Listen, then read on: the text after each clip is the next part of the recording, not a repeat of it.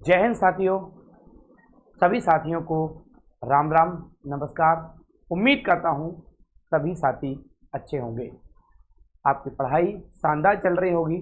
साथियों, हम लोग आरपीएफ का सेट पेपर डिस्कस कर रहे हैं और ये जो आज सेट पेपर है, आज का सेट पेपर चौथे नंबर का है। ठीक है, 4 नंबर का सेट पेपर है और हमारे सामने डिस्प्ले पे लगा हुआ है सेट पेपर कथम आरंभ है प्रचंड की दुनिया में हम आगे बढ़ रहे हैं, ऐसे आता है पेपर। तो यहीं से पूरी तैयारी हो रही है। कितने नंबर की? 50 नंबर की पूरी तैयारी आपकी हो रही है, क्योंकि आरपीएफ में आरपीएफ कांस्टेबल, आरपीएफ एसआई या कांस्टेबल में जीएस का जो बटन रहना है वो 50 नंबर का रहना है। तो आपकी 50 नंबर की तैयारी को आगे बढ़ा रहे हैं, हम आगे बढ़ाते हैं और चलते हैं आगे। ये एकलव्य क्लासेस का यूट्यूब चैनल है, इसको आपको यहाँ पे सब्सक्राइब कर लेना है और जुड़ जाना है और बेल आइकन प्रेस कर लेना है। शाम को आपको 7 बजे से क्लासें मिलना शुरू हो जाती हैं साथियों। Ajit Gautam good evening. ठीक है, अमन जैन भाई ग्रुप डी की तैयारी करनी है, बिल्कुल आप एकलव्य क्लासेस में आ जाइए। या तो आप मॉर्निंग का बैच ले लीजिए 7 से 10 या इवनिंग का बैच ले लीजिए 4 से 7। चलिए प्यारे साथियों, बढ़ जाते हैं। टेलीग्राम ज्वाइन करना आपका भूलना नहीं है। एकलव्य क्लासेस झांसी बिना स्पेस के आप डालेंगे और हिंदी में चैनल का नाम लिख के आ जाएगा एकलव्य क्लासेस झांसी, और उस पर जो लोगो लगा होगा वो ये लोगो होगा, समझ जाना आप, चैनल यही है। बढ़ जाते हैं। ये एकलव्य क्लासेस के ऑफलाइन बैचों की भीड़ है, जिसका हिस्सा आप भी बन सकते हैं। अगर देखें बैच कौन कौन से टाइम चल रहे हैं, तो अगर उनकी चर्चा हम आपको बता दें, मॉर्निंग 7 से 10 में आ सकते हैं। ठीक है, मॉर्निंग 9:30 से भी आ सकते हैं, इवनिंग में आप 4 बजे से आ सकते हैं। ये आपके पर्पज के बैच चल रहे हैं तीनों। ठीक है, चलिए बढ़ जाते हैं आगे की तरफ। और ये पहला क्वेश्चन डिस्प्ले पे आ गया है, पहला क्वेश्चन डिस्प्ले पे आ गया है। जो भी साथीगण आ गए हैं एक बार सेशन को शेयर जरूर कर दें, एक बार सेशन को शेयर जरूर कर दें। जो भी बच्चे आ गए हैं एक बार सेशन को शेयर जरूर कर दें। पहला क्वेश्चन डिस्प्ले पे लग गया है और पहला क्वेश्चन आपके सामने है, जिसको हम लोग डिस्कस करने वाले हैं। चलिए बढ़ जाते हैं। क्या कह रहे हैं हमसे? किसी तत्व की हाइड्रोजन परमाणुओं की वह संख्या है जो उस तत्व के एक परमाणु के साथ संयोजित या विस्थापित होती है, वो क्या कहलाती है? परमाणुकता, समवर्ती, स्थिरता या संयोजकता। बताएं राइट आंसर आपका यहां से क्या होने वाला है, जल्दी से बताएं। जिसका भी आंसर यहां आने वाला है वो जवाब देने का प्रयास करेंगे जल्दी से। क्या आपका आंसर यहां रहने वाला है? चलिए हम लोग बढ़ जाते हैं। तो राइट आंसर यहां क्या हो जाएगा? राइट आंसर हो जाएगा यहां पे क्या? संयोजकता। राइट आंसर हो जाएगा यहां पे क्या? संयोजकता। राइट आंसर हो जाएगा यहां पहले क्वेश्चन का, क्वेश्चन नंबर पहला आंसर इज राइट 4th। चलिए बढ़ते हैं अगले क्वेश्चन की तरफ। आज का क्वेश्चन पहला रहा है, साइंस से क्वेश्चन है। जो भी साथीगण आ गए हैं सेशन को शेयर जरूर कर देंगे। चलिए बढ़ जाते हैं अगले क्वेश्चन की दुनिया में। ये रहा अगला क्वेश्चन। शरिया शब्द किस धर्म से संबंधित है? ये किस धर्म से?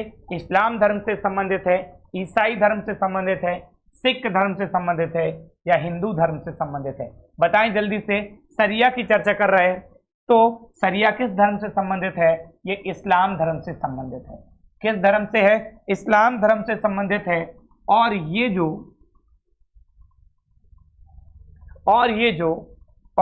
धर्म है, और ये जो धर्म है, इस धर्म में एल्कोहल पीना वर्जित है। ठीक है,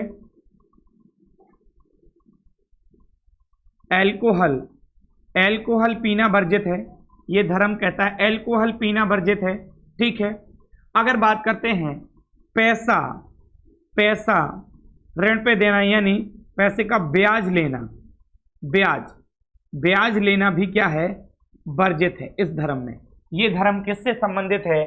ठीक, पैसा आप दे के ब्याज कमाते हैं तो इस धर्म में ये नहीं हो सकता है, सही नहीं है। शरिया धर्म किससे संबंधित है? इस्लाम धर्म से संबंधित है। बताएं जल्दी से। इसमें धर्म अनुष्ठान की बात कही जाती है। एल्कोहल तंबाकू व्यवसाय, ये सब सही नहीं है अजीत जी। ठीक है, बहुत बढ़िया। अगर हम बात करते हैं इसमें तंबाकू व्यापार, तंबाकू व्यापार भी इसमें क्या है, वर्जित है। अल्कोहल तंबाकू का व्यापार वर्जित है। पैसे से आप ब्याज कमाते हैं, ये भी वर्जित है। धर्म कौन सा है, इस्लाम। ठीक है, इस्लाम धर्म है। और भारत में अधिकतर जो धर्म के लोग हैं वो हिंदू धर्म के लोग हैं। ठीक है, बढ़ जाते हैं। क्वेश्चन नंबर 3 डिस्प्ले पे रहने वाला है ये, रियो ओलंपिक 2016 में। अच्छा क्वेश्चन है, करंट अफेयर्स का क्वेश्चन है ये, अच्छा क्वेश्चन है, करंट अफेयर्स का क्वेश्चन है। एक बार भाई सेशन को शेयर जरूर कर दें। आईपीएल की दुनिया में फंसे हैं बच्चे। आज के शादी समारोह भी बहुत धुआंधार तरीके से हैं। ठीक है,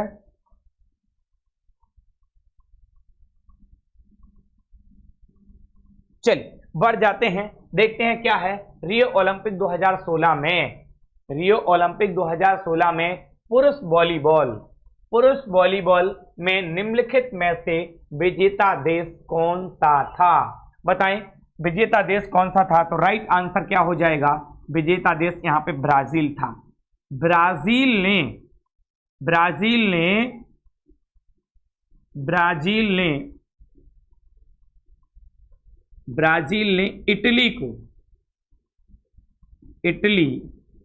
इटली को 3-0 से हराया था। 3-0 से हराया था 3-0 से हराया था। ये जो ओलंपिक गेम हो रहे हैं ये ग्रीष्मकालीन गेम है,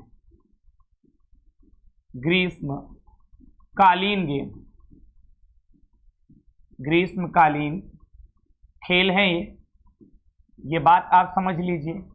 यहां पे ब्राजील ने इटली को 3-0 से हराकर स्वर्ण पदक जीता था। कौन सा पदक जीता था? स्वर्ण पदक जीता था। स्वर्ण पदक जीता था। स्वर्ण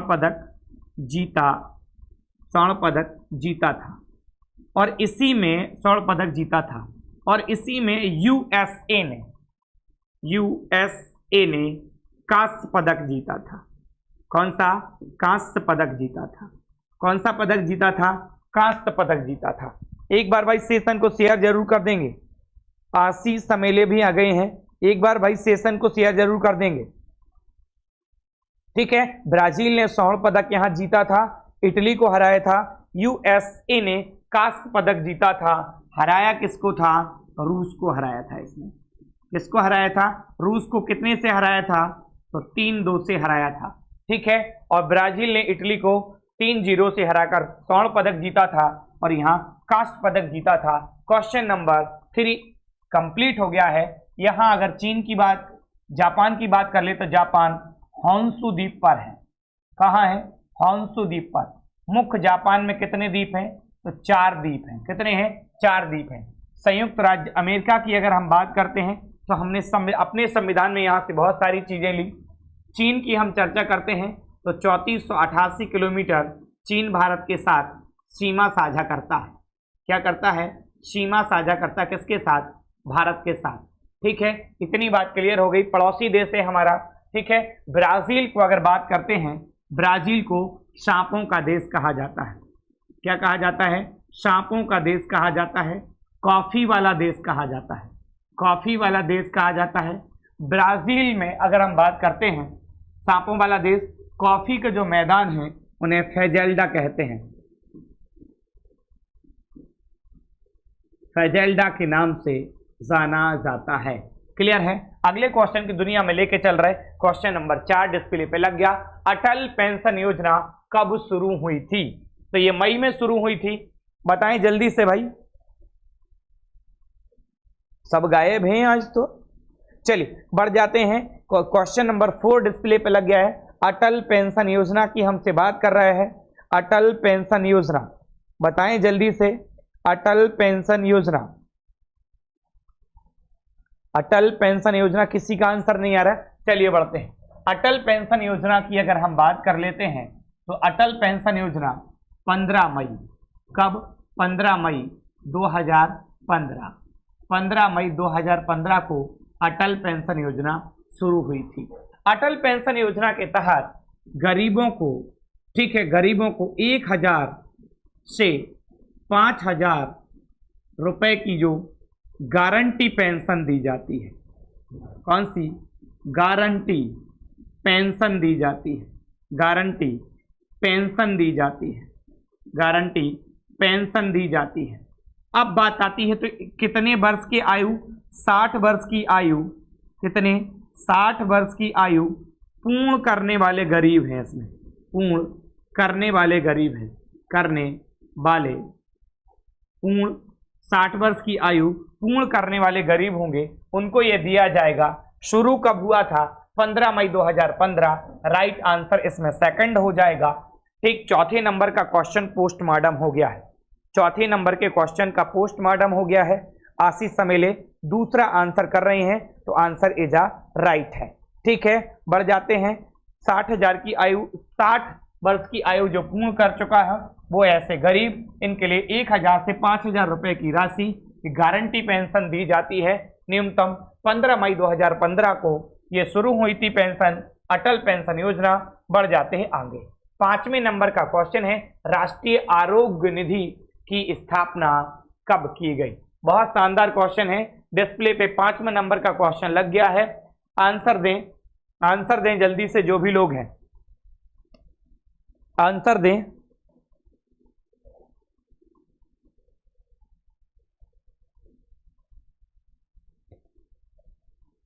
चलिए बढ़ जाते हैं।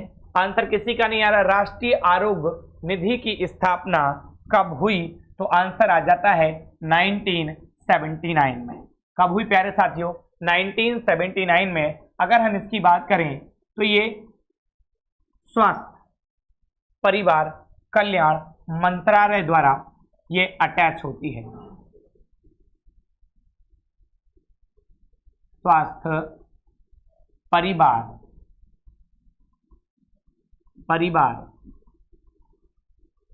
कल्याण मंत्रालय द्वारा ये शुरू हुई, मंत्रालय द्वारा ये क्या हुई? शुरू हुई। ठीक है, इसमें होना क्या है? तो इसमें जो गरीबी रेखा के, इसमें जो गरीब रोगी हैं, गरीब रोगी हैं, उनको आर्थिक सहायता दी जाएगी। क्या होता? गरीब रोगी हैं, उनको क्या दिया जाएगा? आर्थिक सहायता। क्या किया जाएगा? आर्थिक सहायता प्यारे साथियों दी जाएगी। तो अगर हम बात करते हैं राष्ट्रीय आरोग्य निधि की स्थापना कब हुई, तो 1997 में स्वास्थ्य एवं परिवार कल्याण मंत्रालय द्वारा जारी होती है। गरीब रोगियों को इसमें आर्थिक सहायता मुहैया कराई जाती है। राइट आंसर फोर्थ है। 5वें नंबर के क्वेश्चन का अगला नंबर को डिस्प्ले पे आ गया है। प्रसिद्ध विश्वनाथ ज्योतिर्लिंग मंदिर कहाँ स्थित है? कहाँ स्थित है? तमिलनाडु में, गोवा में, उत्तर प्रदेश में, मध्य प्रदेश में। तो हम देखेंगे यहाँ पे ये मंदिर कहाँ पे है? वाराणसी में है। कहाँ पे है? वाराणसी में है। कहाँ पे है? वाराणसी में विश्वनाथ गली में है।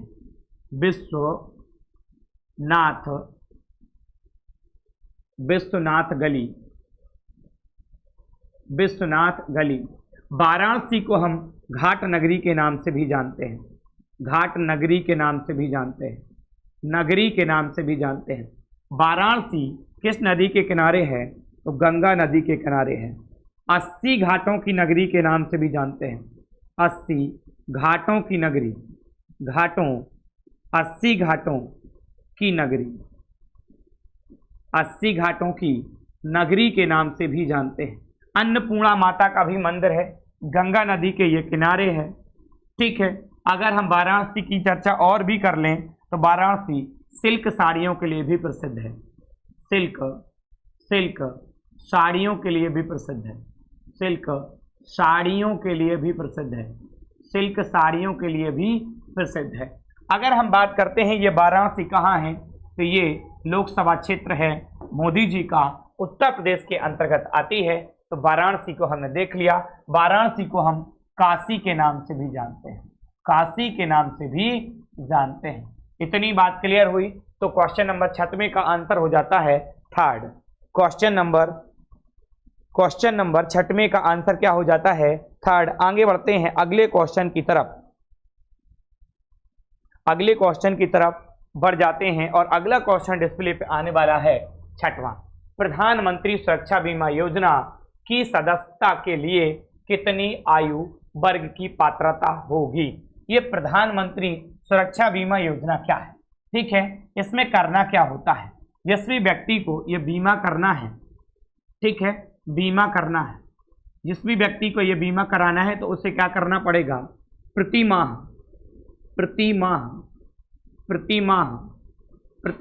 1 रुपए जमा कराना होगा, या ऐसा कहें प्रति वर्ष 12 रुपए जमा करने होंगे, 12 रुपए। अब इसमें अगर दुर्घटना होती है तो उस कंडीशन में 2 लाख रुपए सहायता राशि मिलेगी, सहायता राशि दी जाएगी, सहायता राशि सरकार की तरफ से दी जाएगी। अच्छा, आपकी मृत्यु हो जाती है तो परिवार को यह राशि मिलती है। कोई नुकसान अगर आपका होता है, मृत्यु नहीं होती, तो इसमें 1 लाख रुपए की राशि मिलती है। 1 लाख रुपए नुकसान की भरपाई के लिए मिलता है। लेकिन कितने से कितने वर्ष की आयु इसमें होना चाहिए? तो आयु होना चाहिए इसमें 18 से 70 वर्ष की आयु। यानी 7वें नंबर के क्वेश्चन का आंसर हो जाएगा इसमें एक सही। ठीक है, जो भी साथी हैं तो उनका 18 से 50 नहीं होगा, 18 से 70 होगा। 18 से 50 में तो पीएम जीवन ज्योति, अगर 18 से 50 में कहा जाए तो इसमें जो योजना है पीएम जीवन ज्योति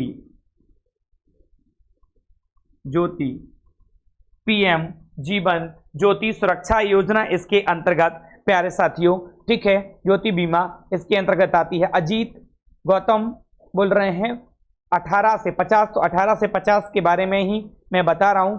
ठीक है, ये पीएम जीवन ज्योति बीमा योजना होती है, ये अलग है, बीमा योजना होती है, योजना होती है, ये अलग योजना है, वो अलग योजना है। इस योजना में क्या होता है? इस योजना में प्रीमियम मतलब जो आपको जमा करना है 330 रुपए प्रति वर्ष के हिसाब से आपको जमा करना है, और इसमें भी आपको सहायता राशि मिलेगी वो 2 लाख रुपए। ठीक है, आपकी डेथ हो जाती तो परिवार को, अगर कोई नुकसान होता है तो इसमें भी 1 लाख का प्रावधान है। ठीक है, इतनी बात क्लियर हो गए। कोई आलतू फालतू के क्वेश्चन नहीं है। ठीक है, क्वेश्चन लेवल के हैं जिनको आपको सोच के आंसर देना पड़ेगा, आप एक बार में आंसर नहीं कर पाएंगे। क्वेश्चन अगला 8 नंबर का डिस्प्ले पे लगा है। बर्फ को जल में परिवर्तित करने के लिए आवश्यक ऊष्मा की मात्रा को कहा जाता है? बताएं। बर्फ के संघनन की गुप्त ऊष्मा, बाष्पीकरण की गुप्त ऊष्मा, ऊर्ध्वपातन की गुप्त ऊष्मा। देखो इसमें तो भाप बन रहा है, इसमें सीधा जो ठोस रहता है वो गैस में बन रहा है। बर्फ के सनलाइन की गुप्त ऊष्मा। बताएं। 8वें नंबर का क्वेश्चन है, डिस्प्ले पे लग गया है, बताएं जल्दी से।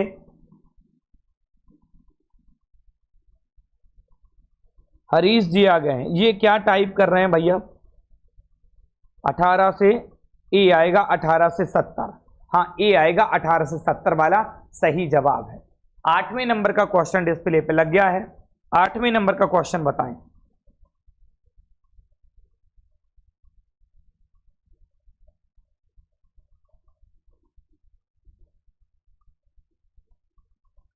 आठवें नंबर का क्वेश्चन डिस्प्ले पे आ गया है, बताएं जल्दी से। 8वें नंबर का क्वेश्चन क्या होगा? आंसर आ रहे हैं अजीत, आशीष समेले का भी आंसर आ रहा है इसमें, अजीत का भी आंसर आ रहा है, आशीष समेले एक, अजीत कह रहे हैं चौथा नंबर का होगा। चलिए बढ़ जाते हैं। राइट आंसर क्या हो जाएगा यहाँ पे?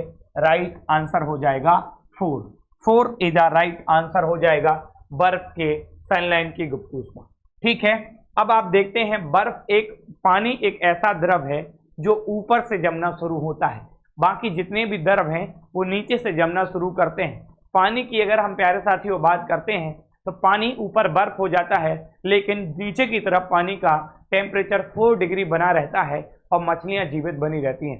पानी जमने के बाद फैलता है, यानी पानी का आयतन बढ़ता है जमने के बाद। ठीक है, आगे बढ़ जाते हैं। अगला क्वेश्चन ले लेते हैं डिस्प्ले पे। क्वेश्चन नंबर है 9वें नंबर का। क्या कह रहे हैं हमसे?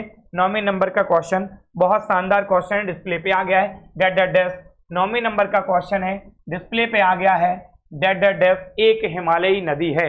हिमालयी नदी ब्रह्मपुत्र नदी है, गोदावरी नदी है, तुंगभद्रा नदी है या नर्मदा नदी है। गोदावरी नदी प्रायद्वीपीय भारत के पठार की नदी है।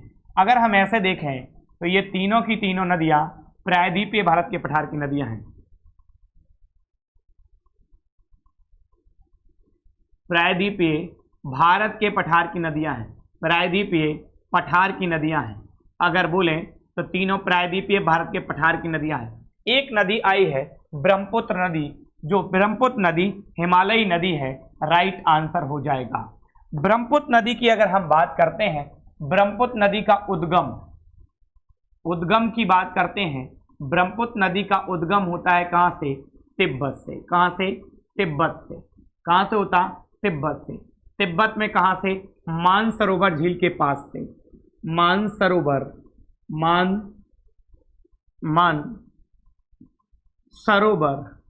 मानसरोवर झील पास से। मानसरोवर झील के पास से। मानसरोवर झील के पास से इसका क्या होता है प्यारे साथियों? उद्गम होता है। ये जो ब्रह्मपुत्र नदी है इसे तिब्बत में, कहाँ पे? तिब्बत में। इसे तिब्बत में इस ब्रह्मपुत्र नदी को तिब्बत में सांगपो कहते हैं। रुकिए देखते हैं फिर। अरुणाचल प्रदेश में, कहाँ? अरुणाचल प्रदेश में इसे दिहांग कहते हैं। असम में इसे ब्रह्मपुत्र के नाम से जाना जाता है। ठीक है, उसके बाद बांग्लादेश में, कहाँ?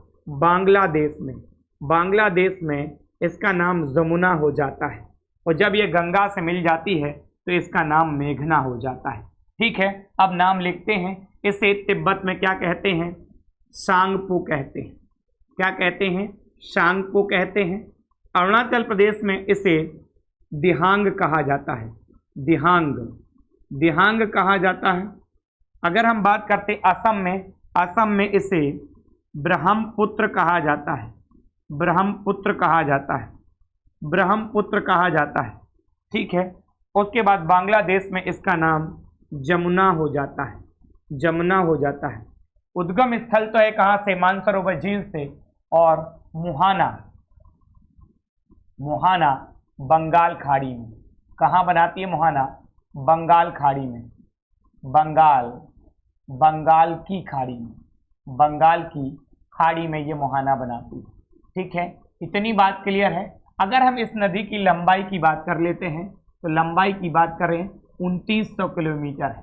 कितना? 2900। ये नदी कितने देशों में बहती है? तो 3 देशों में। कितने देशों में बहती है ये नदी? ये नदी 3 देशों में बहती है। 3 देशों में बहती है। 3 देशों में बहती है। इतनी बात क्लियर है। अब नर्मदा नदी की बात कर लेते हैं। नर्मदा दिया है तो नर्मदा नदी अमरकंटक से निकलती है। अमरकंटक से उद्गम है इसका। अमरकंटक से इसका उद्गम है। क्या है? उद्गम है। ये नदी कितने राज्यों में बहती है? तो 3 राज्यों में बहती है। कितने राज्यों में? 3 राज्यों में बहती है। 3 राज्यों में बहती है। नर्मदा नदी को एमपी की जीवन रेखा कहा जाता है। एमपी की जीवन रेखा कहा जाता है। जीवन रेखा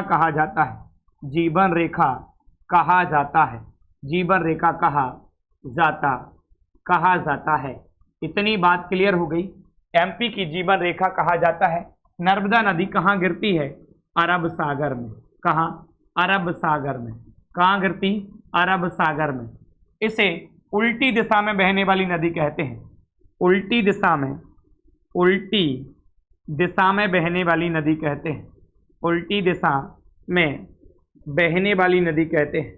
बहने वाली नदी है ये, उल्टी दिशा में बहने वाली नदी है। आगे बढ़ जाऊं, गोदावरी नदी। गोदावरी नदी दक्षिण गंगा के नाम से जानी जाती है। दक्षिण गंगा के नाम से जानी जाती है। कितने राज्यों में बहती है गोदावरी नदी? गोदावरी नदी 4 राज्यों में बहती है। महाराष्ट्र के त्र्यंबकेश्वर से निकलती है, ठीक है। उसके बाद जाती है महाराष्ट्र के बाद तेलंगाना में और टकराती है आंध्र प्रदेश से, और उसके बाद पहुंच जाती है सीधा कहाँ पे? ये टकराती है छत्तीसगढ़ से और फिर आंध्र प्रदेश में पहुंच जाती है, ठीक है। इतनी बात क्लियर है। साइंस की क्लास लाइव आती है 7 बजे से प्यारे, 7 बजे से आती है। आज क्लास थी नहीं, ठीक है। 7 बजे पे सर साइंस की क्लास आती है प्यारे साथियों। कितने बजे? इवनिंग 7 बजे। आज नहीं थी क्लास, कल आपको क्लास मिलेगी। आगे बढ़ जाते हैं, अगला क्वेश्चन देख लेते हैं। प्रसिद्ध यात्री निकोलो कॉन्टी किस देश के थे? बताएं भैया जल्दी से। 10 नंबर का क्वेश्चन डिस्प्ले पे आ गया है, बताएं जल्दी से कहाँ के ये थे, ठीक है। पूर्व की यात्रा के लिए ये निकले थे और 1414 से लेकर 1414 यानी 1414 से लेकर ये 1438 तक पूर्व की यात्रा पर रहे। पूर्व या पूर्वी देशों की यात्रा पर रहे। पूर्वी देशों की यात्रा पर रहे। यात्रा पर रहे। कहाँ पे? पूर्वी देशों की यात्रा पर रहे, ठीक है। भाई आंसर करिए, आंसर किसी का नहीं आ रहा है, आंसर करिए। 10 नंबर का ए आंसर आ रहा है अब, ठीक है। और बताएं 10 नंबर का ए आंसर किया किसी ने?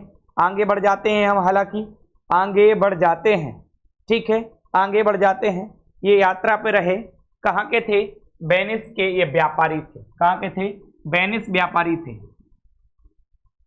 वेनिस व्यापारी थे। वेनिस व्यापारी थे।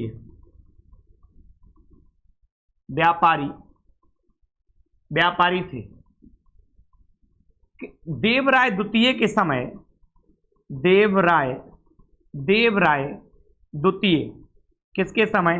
देवराय द्वितीय के समय देवराय द्वितीय के समय विजयनगर की यात्रा पे आए। विजयनगर यात्रा पे आए।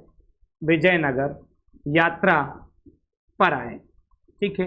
अब ये थे कहाँ के? तो राइट आंसर हो जाएगा, ये कहाँ के थे? इटली के। इटली की गंगा किसे कहा जाता है? इटली की गंगा, इटली की गंगा, इटली की गंगा किसे कहा जाता है? तो इटली की गंगा किसे कहा जाता है? पो नदी को। किस नदी को? पो नदी को। भारत कृषि प्रधान देश है, ऐसे ही इटली कृषि प्रधान देश है। कैसा है? कृषि प्रधान देश है। कृषि प्रधान देश है, यानी अधिकतर लोग कृषि प्रधान देश है। जैसे भारत में अधिकतर लोग कृषि में रोजगार पाते हैं, ऐसे ही इटली में भी कृषि प्रधान देश है ये। अधिकतर लोग किसमें? कृषि के बारे में विश्वास रखते हैं और पो नदी कृषि के लिए अधिक लाभकारी है। ऐसे ही भारत में गंगा नदी कृषि के लिए लाभकारी है। क्लियर हो गया होगा। 10वें नंबर का क्वेश्चन इटली राइट आंसर हो जाएगा। आगे बढ़ जाते हैं, अगला क्वेश्चन लगा है डिस्प्ले पे 11 नंबर का। भारत के राष्ट्रीय अभिलेखागार की देखभाल कौन सा मंत्रालय करता है? पर्यावरण मंत्रालय, संस्कृति मंत्रालय या वाणिज्य मंत्रालय या वित्त मंत्रालय? 11 नंबर का क्वेश्चन है, डिस्प्ले पे लगा हुआ है। तो राइट आंसर क्या हो जाएगा इसमें? संस्कृति मंत्रालय, ठीक है। सेकंड यहाँ पे राइट आंसर हो जाएगा संस्कृति मंत्रालय, यहाँ राइट आंसर हो जाएगा।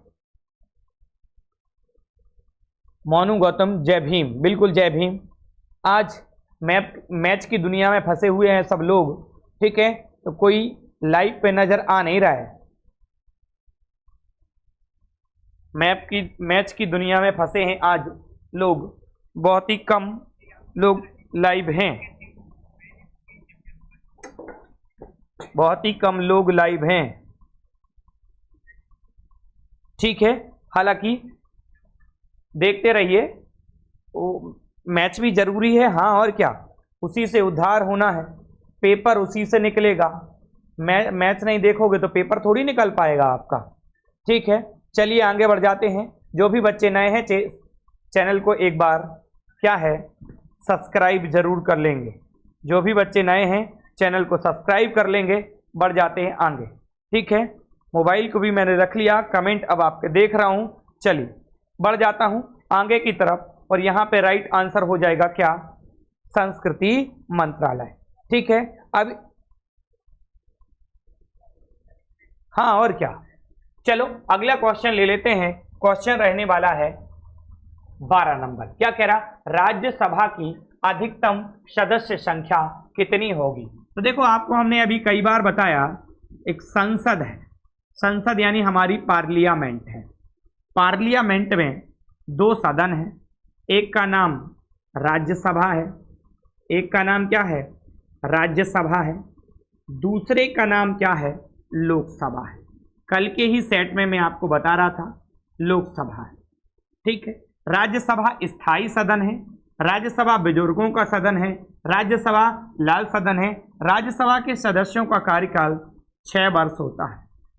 प्रति 2 वर्ष बाद, कितने, 2 वर्ष बाद, 2 वर्ष बाद 1/3 सदस्य सेवानिवृत्त होते हैं, सेवानिवृत्त होते हैं, सेवानिवृत्त होते हैं। कितने, 1/3 सदस्य। ये संसद है, ये संसद है। संसद के 2 सदन हैं, लोकसभा राज्यसभा। राज्यसभा में जो सदस्यों की संख्या अधिकतम हो सकती है वो कितनी हो सकती है, 250। 250 में से 12 सदस्य मनोनीत होते हैं। कितने, 12 सदस्य मनोनीत होते हैं, मनोनीत होते हैं 12 सदस्य। अब ये बात आती है कि इन 12 सदस्यों को मनोनीत करता कौन है, तो इन्हें मनोनीत करता है भारत के महामहिम प्रथम व्यक्ति, ठीक है, राष्ट्रपति। किस आर्टिकल में आते हैं, तो 52 में आते हैं। क्षमादान कितने में कर सकते हैं, 72 में कर सकते हैं। इन पर महाभियोग 61 में लग सकता है। अध्यादेश किस में जारी कर सकते हैं, 123 में अध्यादेश जारी कर सकते हैं ये। ठीक है, इनका कार्यकाल कितने वर्ष का होता है, तो 5 वर्ष का होता है। ठीक है, तीनों सेनाओं के प्रमुख होते हैं। किसके, तीनों सेनाओं के प्रमुख होते हैं। ठीक है, 5 वर्ष का कार्यकाल होता है। किस आर्टिकल में है, तो आर्टिकल नंबर 56 में दिया हुआ है।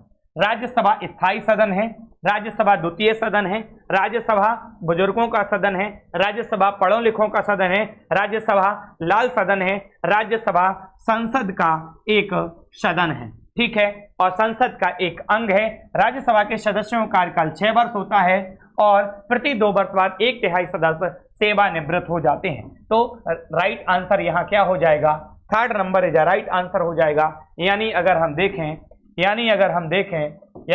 देखें तो यहाँ पे राइट आंसर हमें समझ में आ रहा कौन सा, 250। क्लियर है, क्लियर है, यहाँ तक क्लियर है।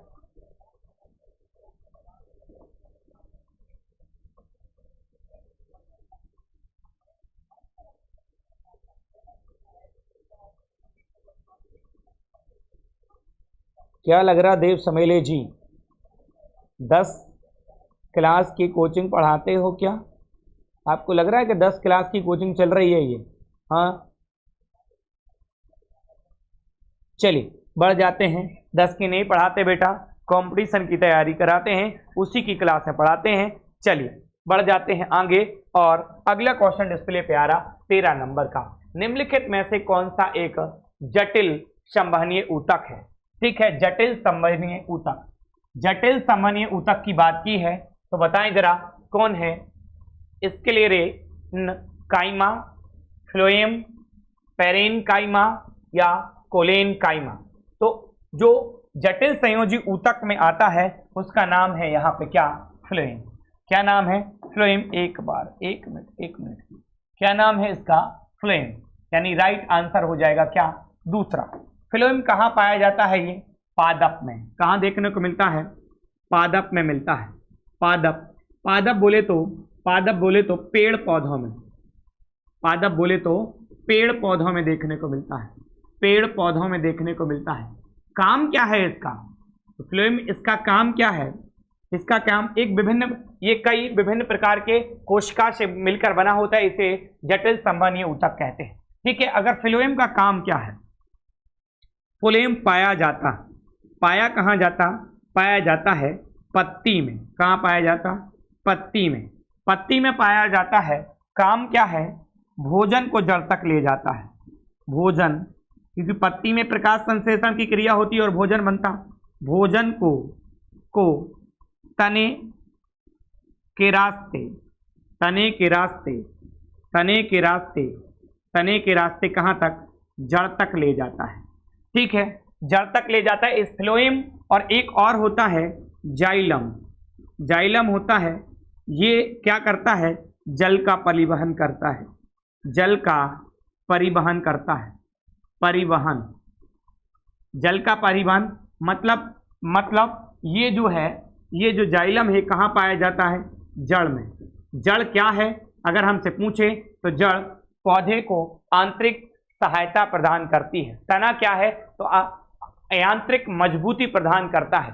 तना किसे कहते हैं? जिसमें नोड और एंटी नोड हो उसे हम तना कहते हैं। पत्ती क्लोरोफिल के कारण कैसी? हरी होती है। ठीक है, नाइट्रोजन की कमी हो जाए तो पत्ती पीले कलर की हो जाती है। पत्ती में अगर आप देखेंगे तो 3 पार्ट होते हैं। ठीक है, सिरा विन्यास के आधार पर भी पत्तियां अलग अलग प्रकार की होती हैं। ठीक है, पत्तियों की अगर सिरा विन्यास में बात की जाए तो भी कई प्रकार उसके आते हैं। अगर पत्ती को आप देखेंगे, ठीक है, तो अच्छी तरीके से क्लास अभी हम कराएंगे, बायोलॉजी की क्लासें आपको कराएंगे सीक्वेंस से, वहां आप देख लेंगे। जड़ क्या है? तो पौधे को आंतरिक सहायता प्रदान करती है। जाइलम कहाँ पाया जाता है? जड़ में। और किसका क्या काम करता है? जल का परिवहन करता है। इतनी बात सभी को क्लियर हो गई होगी। अगला क्वेश्चन डिस्प्ले पे आ गया 14 नंबर का। राजनीति विज्ञान में PIL शब्द का पूर्ण रूप क्या है? 14 नंबर का क्वेश्चन है, डिस्प्ले पे आ गया है, जवाब देने का प्रयास करें। अच्छे क्वेश्चन हैं, अच्छे क्वेश्चनों का समग्र है आज। ये क्वेश्चन अच्छे लेवल के हैं, सब क्वेश्चन अच्छे लेवल के दिए हुए हैं आपको। बढ़ जाते हैं आगे। ठीक है, क्वेश्चन नंबर आपके सामने है 14। क्या रहेगा? Public interest litigation. ठीक, राइट आंसर क्या हो जाएगा इसमें? राइट आंसर हो जाएगा आपका सी। ये याद करने वाला क्वेश्चन है, डायरेक्ट याद करेंगे हम लोग। क्वेश्चन नंबर क्या है? इसी में आता है अभिलेखागार, जनहित याचिका जो होती है वो इसी के अंतर्गत आती है। सर टाइम पर सब जरूरी होता है। अच्छा, चलिए बढ़ जाते हैं। बिल्कुल टाइम पे जरूरी होता है, और टाइम पे ही नौकरी लग जाए ये भी जरूरी होता है। टाइम, अगर आप टाइम के साथ बदलते हैं तो अच्छा है, अगर आपको टाइम बदल देता है तो आपके लिए भारी कष्टमय है।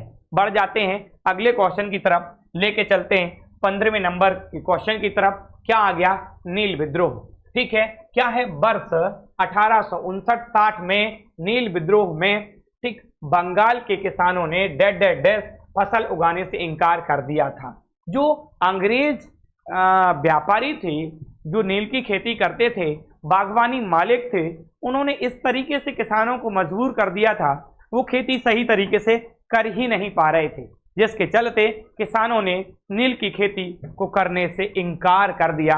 यानी यहाँ तो आप आंसर दे ही सकते हैं, यहाँ तो आप आंसर दे ही सकते हैं। कमेंट किसी के नज़र नहीं आ रहे हैं भाई, यहाँ तो आप आंसर दे ही सकते हैं। सीधा सीधा जवाब है, दिखाई दे रहा है इसमें, सब कुछ सही सीधा सीधा दिया है, बस थोड़ी सी बात बदल दी है, ऑप्शन को थोड़ा चेंज किया है, बस वहीं पे आप कंफ्यूजन पैदा कर गए हैं।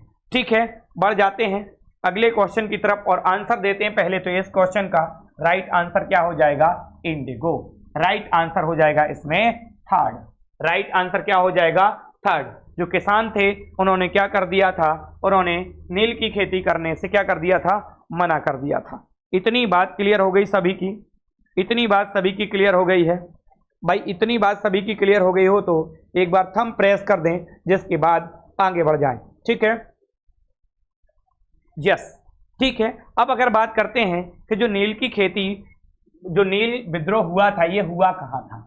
अगर हम बात कर लेते हैं ये नील विद्रोह कहाँ हुआ था, तो पश्चिम बंगाल में। कहाँ पे? पश्चिम बंगाल में। पश्चिम बंगाल में। पश्चिम बंगाल में। पश्चिम बंगाल में नील विद्रोह हुआ था। और पश्चिम बंगाल में भी कहाँ से? तो जिला था कौन सा? नदिया जिला। जिला नदिया। जिला नदिया। कौन सा जिला था? जिला नदिया। यहीं से ये जो नील विद्रोह था यहीं से शुरू हुआ था। पश्चिम बंगाल बाकायदा लिखा है, जिला नदिया जिला, यहीं से कहानी शुरू हुई थी। क्लियर है? आगे बढ़ जाते हैं, अगले क्वेश्चन की दुनिया में आपको लेके चलते हैं। किसानों ने जो शर्तें थी वो मानने से इनकार कर दिया था। किन की शर्तें थी? तो ये जो अंग्रेज व्यापारी थे उनकी शर्तें थी। बढ़ जाते हैं आगे, अगला क्वेश्चन 16 नंबर का।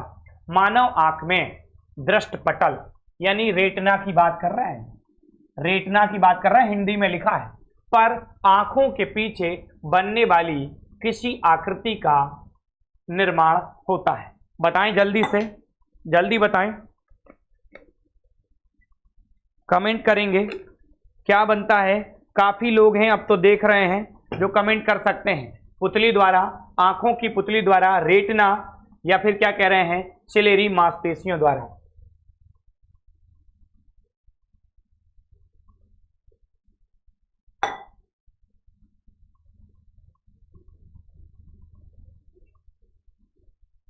बताएं राइट आंसर क्या रहने वाला है। काफी लोग जुड़े हुए हैं, आंसर दे सकते हैं, लेकिन आंसर देने में अभी भी कतरा रहे हैं। आंसर दूसरा आया है, आंसर दूसरा आया है, देव समेले ने दिया है। चलिए आंसर की तरफ दुनिया में लेके चलते हैं आपको। राइट आंसर क्या होगा? रेटिना। क्या होगा? रेटिना। अगर हम आपको बताते हैं, हम आपको बताते हैं ये जो आंख होती है इस तरीके से, इस तरीके से आंख होती, शंख के नुमा आकृति। ये जो आप देखते हो, ये जो आप देखते हो, ये जो आपको दिखाई देता है, यहां लेंस लगा होता है, यहां लेंस लगा होता है। ठीक है, रेटिना एकदम पीछे की तरफ यहां होता है, यहां, ये है रेटिना, ये रेटिना है। ये जो रेड से लिखा है ये रेटिना है, रेटिना, रेटिना, ये रेटिना है।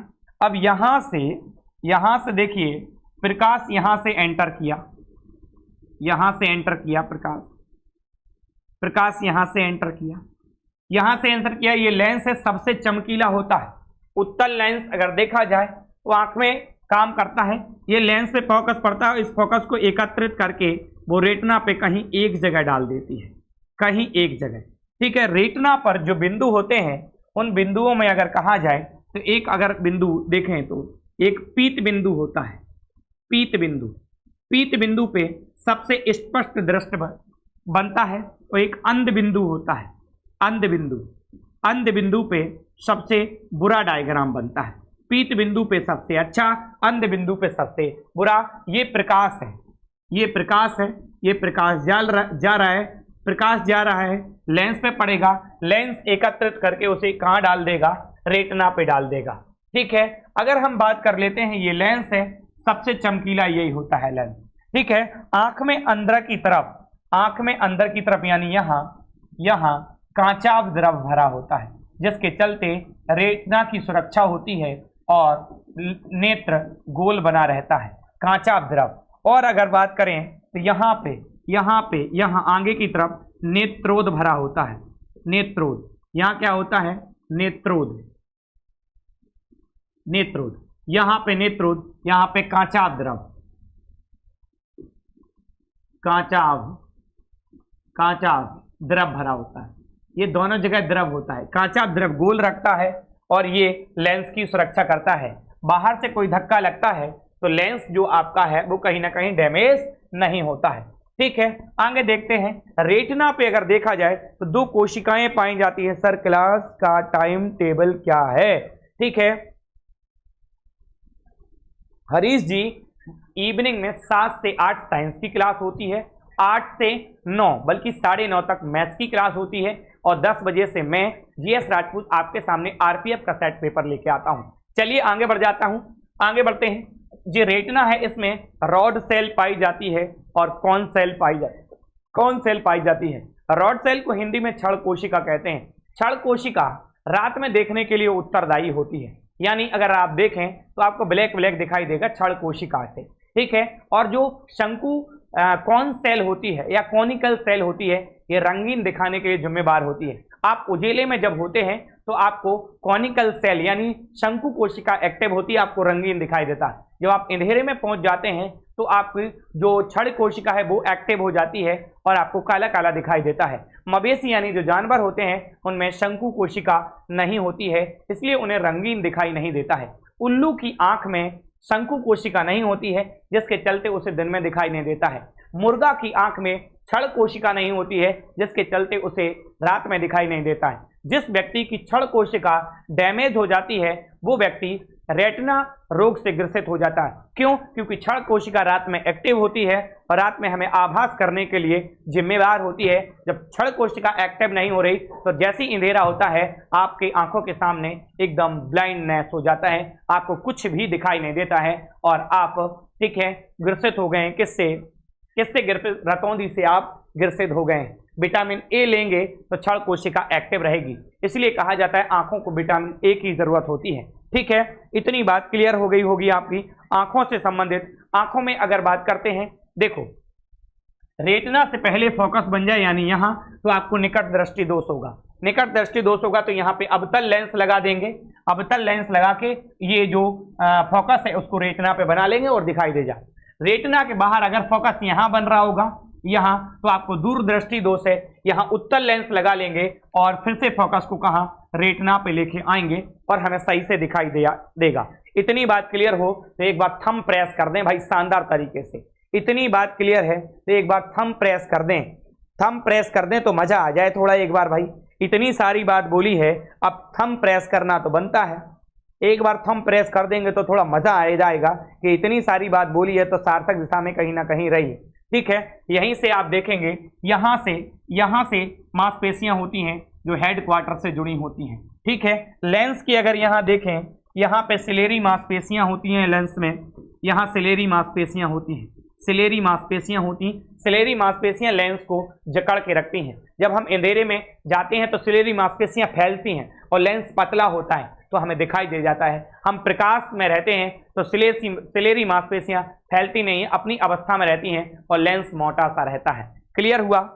अजीत ने केवल थंब प्रेस किया है, बाकी कोई थंब प्रेस करना नहीं चाहता। भाई गलत बात है। इतना सारा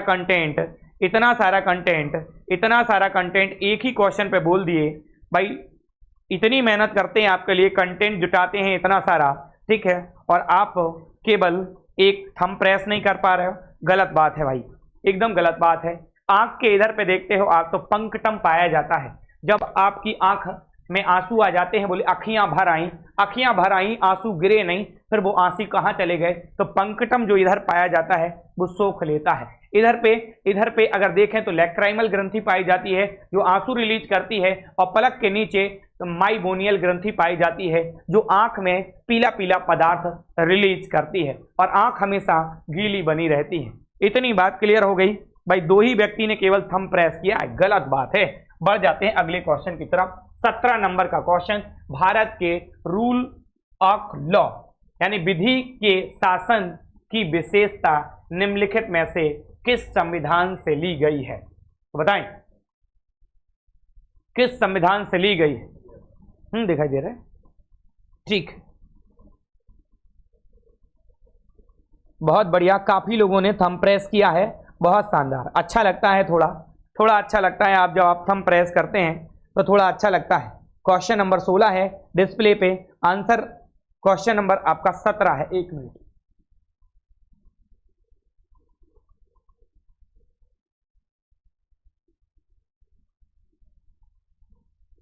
इसमें कमेंट काफी लेट हो जाते हैं।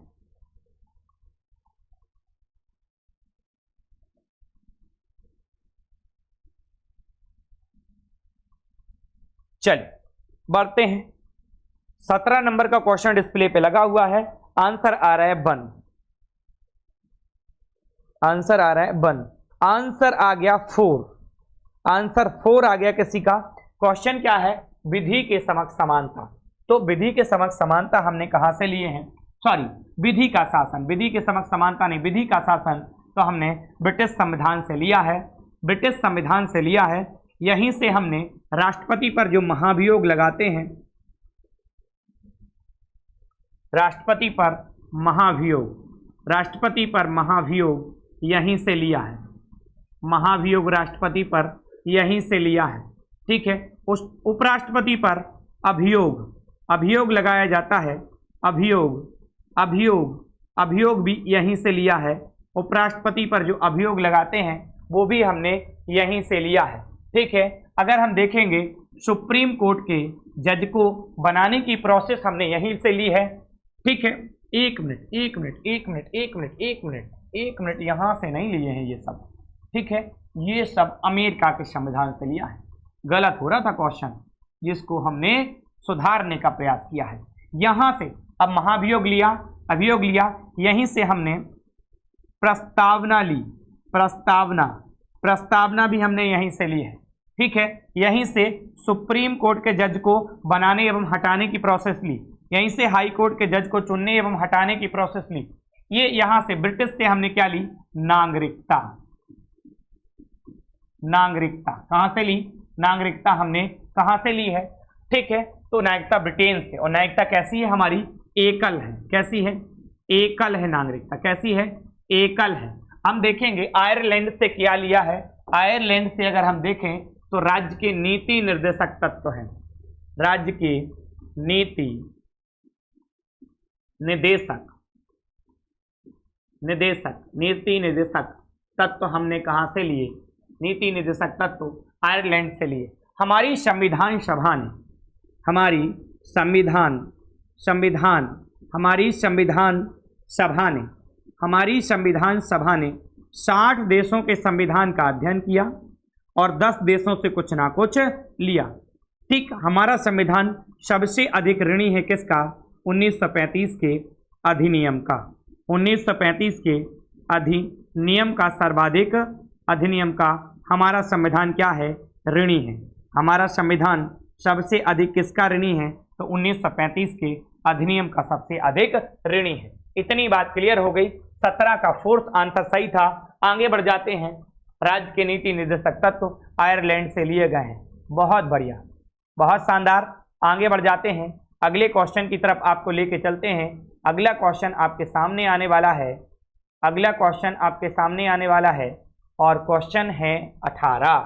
ये आ गया 18 नंबर का क्वेश्चन। भारतीय संविधान के निम्नलिखित में से कौन सा अनुच्छेद संसद और राज्य विधानसभाओं द्वारा बनाए गए कानूनों की विषय वस्तु से संबंधित है? बहुत शानदार क्वेश्चन। 18 नंबर का क्वेश्चन है, डिस्प्ले पे लग गया है। बताएं, जल्दी बताएं, बताएं जल्दी से। क्या कह रहे हैं? संसद और राज्य विधानसभाओं द्वारा बनाए गए कानूनों की विषय वस्तु से संबंधित है।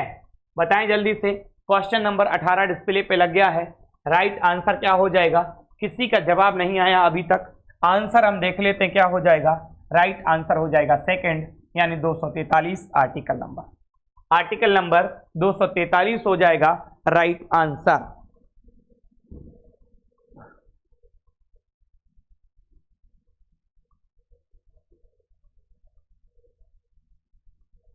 चलिए बढ़ते हैं। अनुसूची आपने 7 पढ़ी होगी। अनुसूची, अनुसूची 7। अनुसूची 7 में क्या दिया है? अनुसूची 7 में दिया है सूचियां। सूचियां, अनुसूची 7 में दिया सूचियां। अगर हम सूचियों को देखें तो एक राज्य सूची आती है, इसी से है।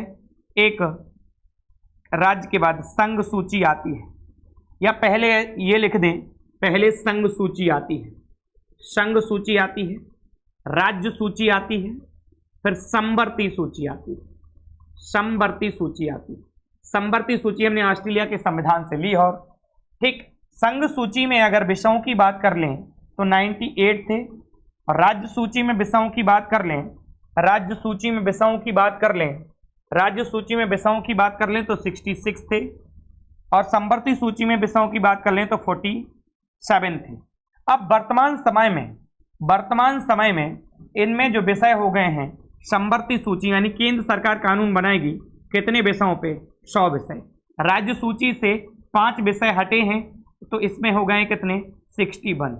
और यहाँ 5 विषय जुड़े हैं तो इसमें हो गए हैं 52। ठीक है, 5 विषय जो हटे हैं, वन, पक्षी, शिक्षा, परिवार नियोजन और जनसंख्या, ये समवर्ती सूची में चले गए हैं। 52 विषय हो गए हैं।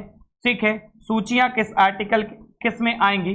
तो 7वीं सूची की अनुसूची के अंतर्गत सूचियां आती हैं। कितने प्रकार की? 3 प्रकार की, संघ सूची, राज्य सूची और समवर्ती सूची।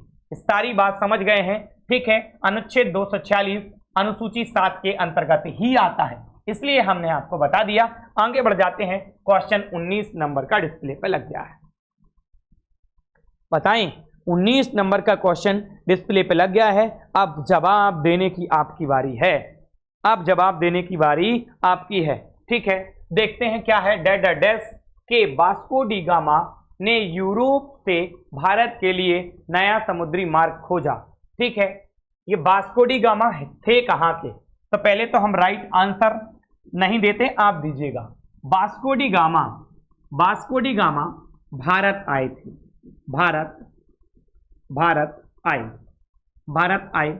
भारत आए तो किस रास्ते से? Cape of good hope. रास्ता क्या था? रास्ता जो था cape of good hope, cape of good hope, cape of good hope, cape of good hope. ठीक, लग रहा कहीं जाने की आशा है यहां से। ये केप ऑफ गुड होप है कहां? तो अफ्रीका कॉन्टिनेंट का सबसे दक्षिणी पार्ट है। ठीक है, दक्षिणी भाग है अफ्रीका महाद्वीप में। कहां पे? अफ्रीका महाद्वीप में, अफ्रीका महाद्वीप में। इस रास्ते से जो वास्को डी गामा भारत आए तो कब पहुंचे वास्को डी गामा भारत? 20 मई 1498 को भारत की धरती पे कदम रखा। कहां? कालीकट बंदरगाह। कहां? कालीकट बंदरगाह। ये कालीकट बंदरगाह है कहां? केरल में। केरल में कहां है? केरल में। ठीक है, इस वास्को डी गामा का जो स्वागत किया, स्वागत किया किसने? स्वागत किया राजा जमोरिन ने। किसने किया? राजा जमोरिन। राजा जमोरिन किसने किया? राजा जमोरिन ने स्वागत किया। हालांकि ये स्वागत से डर गया था। ठीक है, फिर वास्को डी गामा जो है, अब देख लेते ये कहाँ के थे? तो ये पुर्तगाल के थे। ठीक है, किस लिए आए थे? व्यापार। भारत के लिए एक नए समुद्री मार्ग की खोज की इन्होंने, और भारत से इन्होंने मसालों का व्यापार किया। मसालों का व्यापार किया, और मसालों के व्यापार में इन्हें 60 गुना मुनाफा हुआ। 60% नहीं, 60 गुना। अब सोचिए आप, 60 गुना मुनाफा हुआ। ठीक है, एक दुगुना कर लीजिए, दुगुना।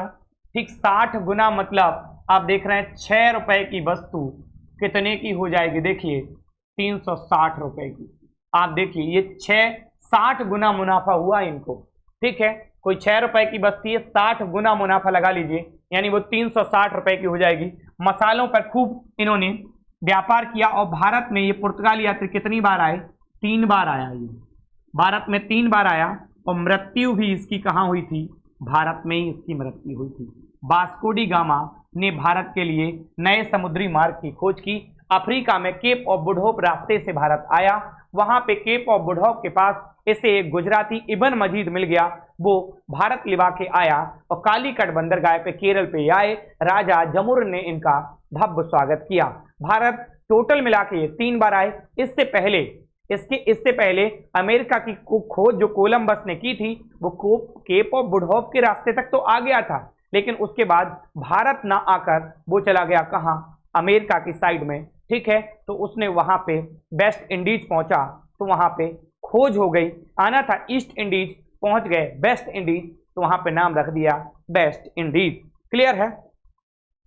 जितने भी लोग हैं क्लियर है भाई? क्लियर है तो थंब प्रेस कर दो एक बार। मुस्कान, ठीक है, अगर क्लियर हो गया बिल्कुल हेलो बच्चा, अगर क्लियर हो गया है तो एक बार थंब प्रेस कर दो। 19 नंबर के क्वेश्चन का पोस्टमार्टम हो चुका है।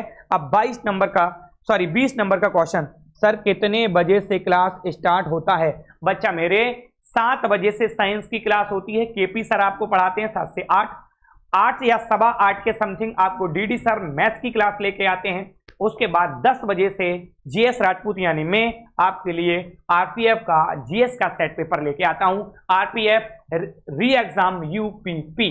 बढ़ता हूं आगे की तरफ। 20 नंबर का क्वेश्चन डिस्प्ले पे आ रहा है और ये आ गया 20 नंबर का। निम्नलिखित में से कौन सा कोशिका द्रव कई छोटे दानों के साथ साइटोप्लाज्म में स्वतंत्र रूप से बिखरा हुआ है?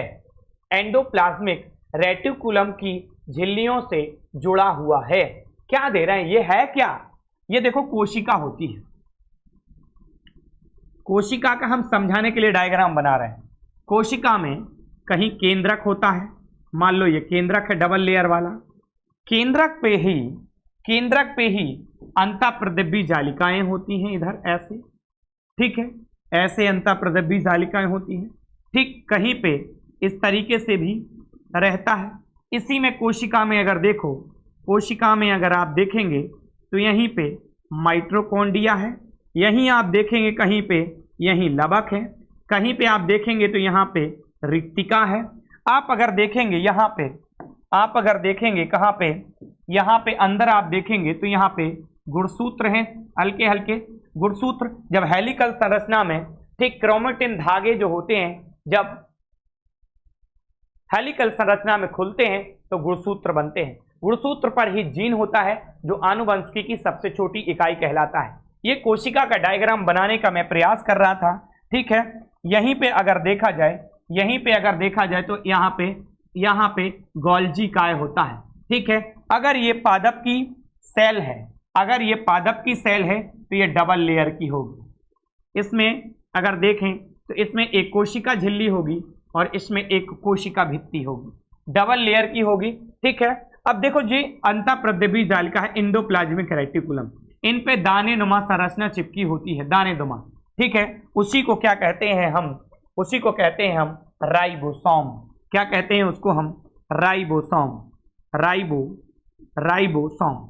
राइबोसोम जो होता है वो दो प्रकार का होता है। राइबोसोम एक तो होता है 70S का, यानी पुराने प्रकार की कोशिका में, और एक होता है 80S का, नई प्रकार की कोशिका में। 70S का जो राइबोसोम होता है वो टूटता है कितने में? 30-50 में, 30-50 में टूटता है, ठीक है। अगर 80S का कितने में टूटता है? तो 80S का टूटता है 40-60 में। कितने में? 40-60 में। पूछा जाता है भाई, ये चिपके होते हैं ऐसे, फिर टूटते हैं तो दो अलग अलग भागों में टूटते हैं। राइबोसोम को प्रोटीन निर्माण की फैक्ट्री के नाम से जाना जाता है। राइबोसोम को किस नाम से? प्रोटीन निर्माण की फैक्ट्री, प्रोटीन निर्माण की फैक्ट्री, प्रोटीन निर्माण की फैक्ट्री, प्रोटीन निर्माण फैक्ट्री के नाम से जाना जाता है, फैक्ट्री के नाम से जाना जाता है, प्रोटीन निर्माण की फैक्ट्री। अंतःप्रदिव्य जालिका जब राइबोसोम चिपके होते हैं तो खुरदरी होती है, और जब राइबोसोम कुछ स्वतंत्र रूप में भी पाए जाते हैं, ये स्वतंत्र हैं, कुछ स्वतंत्र रूप में भी पाए जाते हैं, ये स्वतंत्र आप देख रहे हो यहाँ, ये स्वतंत्र हैं। राइबोसोम जो होते हैं इन पर झिल्ली नहीं होती है, झिल्ली विहीन होते हैं, ये झिल्ली विहीन, यानी इन पे कोई झिल्ली नहीं होती है, ठीक है। अगर लवक देखें, ये लवक हैं, लवक में हरित लवक जो होता है उसे हम कोशिका का रसोई घर कहते हैं। गोल्जी काय को ट्रैफिक पुलिस के नाम से जाना जाता है, ठीक है। कोशिका द्रव और केंद्रक द्रव जब मिलते हैं तो उसे जीव द्रव बनता है। इसमें माइटोकॉन्ड्रिया है, जिसे सेल का पावर हाउस कहते हैं। रिक्तिका पाई जाती है, भोजन स्टोर का काम करती है, ठीक है। ये केंद्रक है, केंद्रक में भी भरा हुआ द्रव होता है, केंद्रक को हेडक्वार्टर कहा जाता है सेल का। तो सेल, मानव सेल जो होती है उसमें बाहरी लेयर कोशिका झिल्ली होती है, और प्लांट की जो सेल होती है उसमें बाहरी लेयर यानी ये कोशिका भित्ति होती है। इसको भित्ति को सेल वॉल कहते हैं और कोशिका झिल्ली को सेल मेम्ब्रेन कहते हैं। क्लियर है? इतनी बात क्लियर है? इतनी बात क्लियर है तो भाई थंब प्रेस कर दो, थंब प्रेस कर दो, जलवा तो तभी आएगा। ठीक है, इधर ये देख रहे हैं आप, ये कोशिका द्रव भरा हुआ है। ठीक है, कोशिका द्रव और केंद्रक द्रव जब मिल जाते हैं तो बनता है जीव द्रव, और जीव द्रव को ही जीवन का भौतिक आधार कहा जाता है। ये क्वेश्चन भी पूछा जाता है आपसे, ये क्वेश्चन भी पूछा जाता है कि जीव द्रव का भौतिक आधार कैसे कहा जाता है। ठीक है, तो देखते हैं, यहाँ पे द्रव भरा होता है उसे केंद्रक द्रव कहा जाता है। इसी में क्रोमेटिन धागे होते हैं। क्रोमेटिन धागे जब हेलिकल संरचना में खुलते हैं तो गुणसूत्र बनते हैं। ठीक है, गुणसूत्र 23 जोड़ी होते हैं।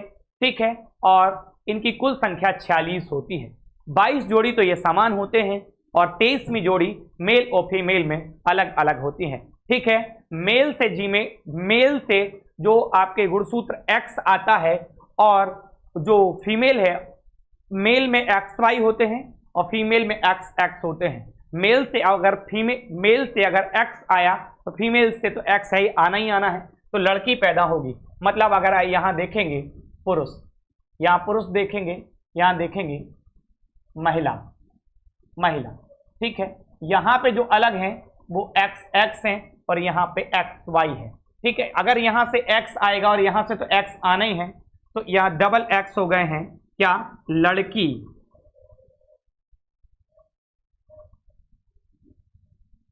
लड़की पैदा होगी। अगर देखें यहाँ से Y आया और यहाँ से X आया, ये तो XY हो गए, इससे क्या पैदा होगा? लड़का। क्या होगा? लड़का। इतनी बात क्लियर है। राइबोसोम इसका सही आंसर है। तो पता नहीं कहाँ कहाँ से आपको क्वेश्चन करा दिए हैं, जो भी माइंड में आता गया सारे क्वेश्चन आपको करा दिए। ठीक है, अगर क्वेश्चन बिल्कुल सब कुछ बढ़िया है तो एक बार थंब प्रेस जरूर कर दो, एक बार थंब प्रेस जरूर कर दो। एकदम से क्लियर है सब कुछ तो एक बार थंब प्रेस कर दो, थंब प्रेस कर दो, थंब प्रेस कर दो, तभी तो मजा आएगा। ठीक है, बढ़ते हैं अगले क्वेश्चन की दुनिया में, और ये रहा आज का 21 नंबर का क्वेश्चन। दीन ए इलाही को शुरू किया था किसने? तो दीन ए इलाही एक धर्म था। क्या है ये? दीन ए इलाही एक धर्म था। दीन ए इलाही क्या था? एक धर्म था। और एक ऐसा धर्म ये धर्म था। कैसा धर्म था ये? सभी धर्मों को जोड़ के चलने वाला, सभी धर्मों को जोड़ के चलने वाला, सभी धर्मों को मान्यता दी गई थी। इसमें को मान्यता दी गई थी। सभी धर्मों के तत्वों को इसमें जोड़ा गया था। ठीक है, या मान्यता दी गई थी, ये भी हम कह सकते हैं। इसको दीन इलाही को किसने शुरू किया था? अकबर ने। किसने शुरू किया था? अकबर ने। 21 का राइट आंसर हो जाता क्या? सी। क्या हो जाता? 21 का राइट आंसर हो जाता क्या? सी।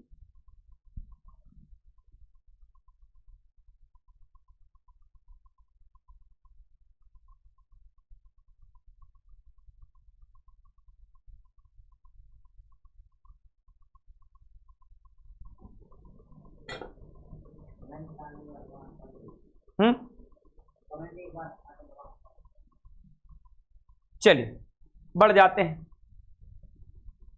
आवाज क्लियर है?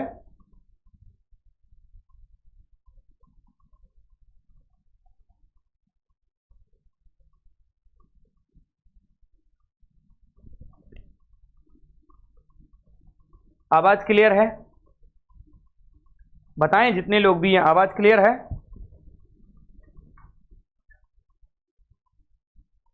आवाज क्लियर है?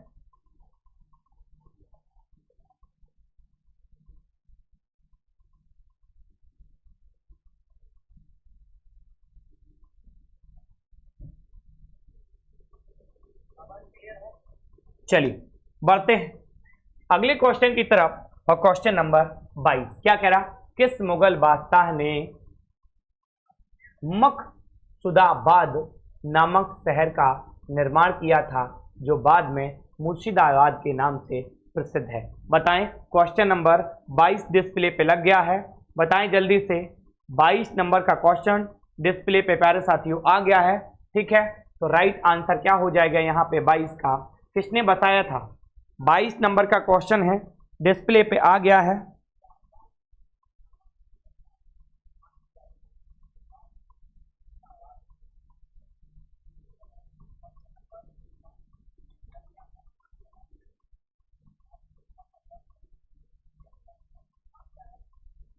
जल्दी से बताएं क्या आंसर रहने वाला है।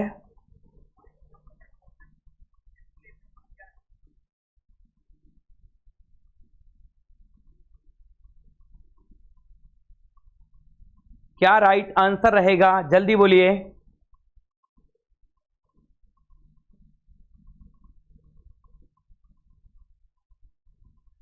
बाईस नंबर का क्वेश्चन डिस्प्ले पे आ गया है, क्या आंसर रहेगा?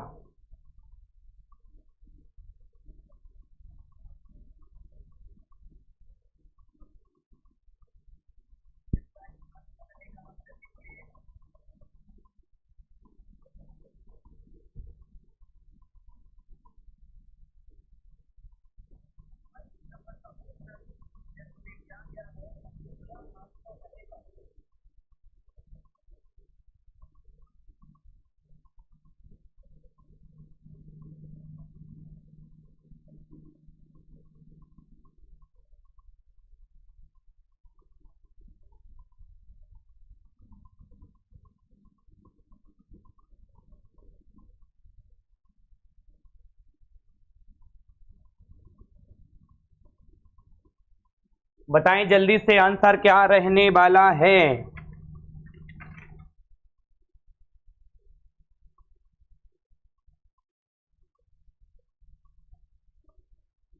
चल, आंसर किसी का नहीं आ रहा है, बढ़ जाते हैं हम लोग, ठीक है। आंसर क्या रहने वाला है? तो राइट आंसर क्या रहेगा इसमें?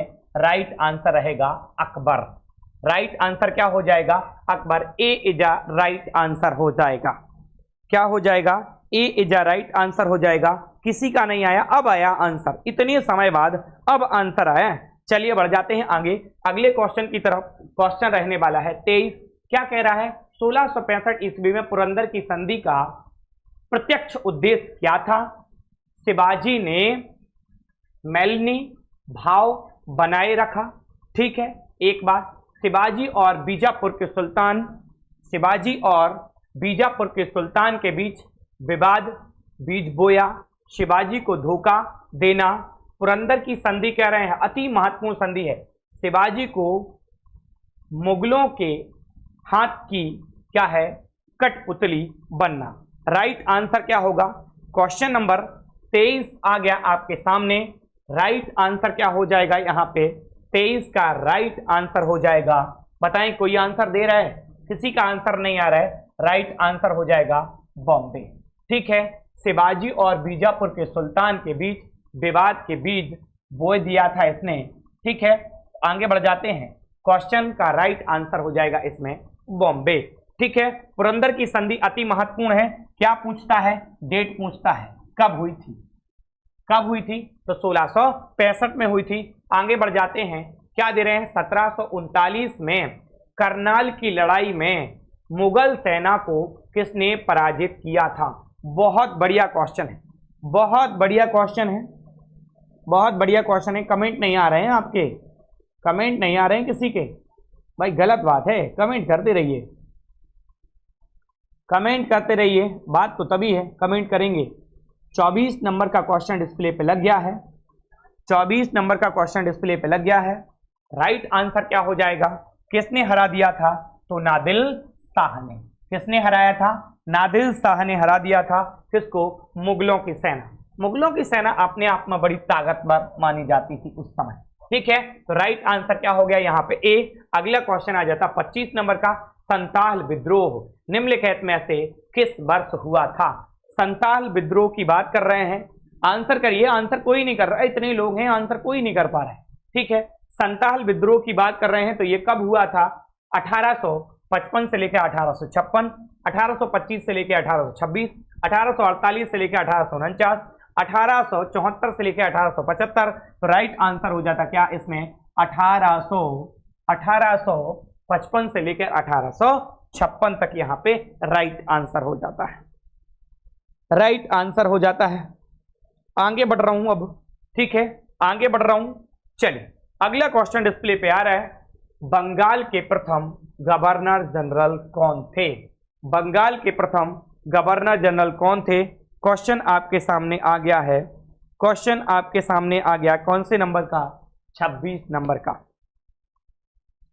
बताएं, शानदार क्वेश्चन है जो आपके सामने आ गया है, शानदार क्वेश्चन है, 26 नंबर का क्वेश्चन है। हमसे पूछ रहा है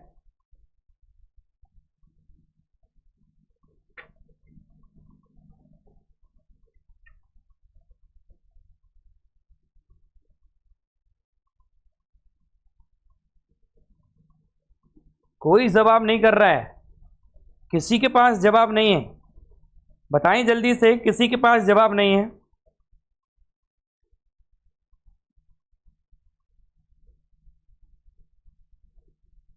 चल, बंगाल के प्रथम गवर्नर जनरल की हमसे बात कर रहे हैं, तो कौन रहेंगे बताएं? बंगाल के प्रथम गवर्नर जनरल। देखो पहले तो क्या होता है, पद बड़े चेंज होते हैं। जब ईस्ट इंडिया कंपनी आती है, जब ईस्ट इंडिया कंपनी आती है तो केवल गवर्नर का पद होता है, फिर गवर्नर के पद को हटाकर बंगाल का गवर्नर कहा जाता है। फिर कुछ दिन बाद उसी पद को बंगाल का गवर्नर जनरल कहा जाता है, ठीक है। फिर उसके बाद वही जो पद होता है उस पद को भारत का गवर्नर जनरल बोला जाता है। कुछ दिन बाद फिर उस पद का नाम फिर चेंज करते हैं और वायसराय कहते हैं। वायसराय के बाद फिर चेंज करते हैं, गवर्नर जनरल बोला जाता है। उसके बाद फिर उस पद का नाम राष्ट्रपति कर दिया जाता है, ठीक है। बताएंगे जल्दी से। 26 नंबर का क्वेश्चन है, डिस्प्ले पे लगा हुआ है, शायद आप जवाब देने की स्थिति में हो, ठीक है, हो सकता ना भी दे पाए।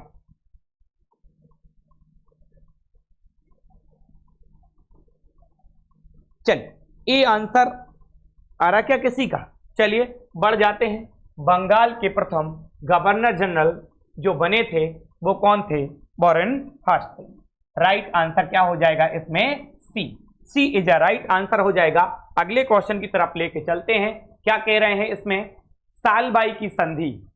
बहुत शानदार क्वेश्चन है, ठीक है, और आज का ये लास्ट क्वेश्चन होगा और ये आपके लिए क्या होगा, एक होमवर्क का काम करेगा, ठीक है। कमेंट में इसका कमेंट आपको छोड़ना है, कमेंट बॉक्स में इसका कमेंट आपको छोड़ना है, ठीक है। कमेंट बॉक्स में ए आंसर होगा। सालबाई की संधि आज का लास्ट क्वेश्चन होगा। क्या कह रहे हैं? सालबाई की संधि के परिणाम स्वरूप निम्न में से किस युद्ध का अंत हो गया था? प्रथम आंग्ल मराठा युद्ध, पानीपत का तीसरा युद्ध, ठीक है, द्वितीय आंग्ल मराठा युद्ध, बक्सर का युद्ध, ठीक है। तो ये क्वेश्चन आज का लास्ट है, 27 क्वेश्चन की ही सीरीज है, ठीक है। होमवर्क ये आपके लिए होमवर्क है। अब जैसे ही क्लास खत्म हो जाएगी उसके बाद फिर आप आंसर देंगे, उसके बाद आप आंसर देंगे। इसका क्वेश्चन नंबर डिस्प्ले पे था 27 नंबर का, ठीक है। तो आज की क्लास को प्यारे साथियों यहीं समाप्त करते हैं। हम लोग मिलते हैं कल फिर से 10 बजे क्लास में, लेकिन साइंस की क्लास आपकी रहेगी, उसको देखना आपको भूलना नहीं है। 7 बजे, फिर उसके बाद 8 बजे और उसके बाद फिर 10 बजे जीएस सर के साथ आप आरपीएफ का सेट सॉल्व कर रहे होंगे। जय हिंद साथियों, मिलते हैं कल की क्लास में। ये होमवर्क है, जितने लोग भी देख रहे हैं इसको आप कमेंट में कमेंट जरूर करेंगे। जय हिंद, शुभ संध्या।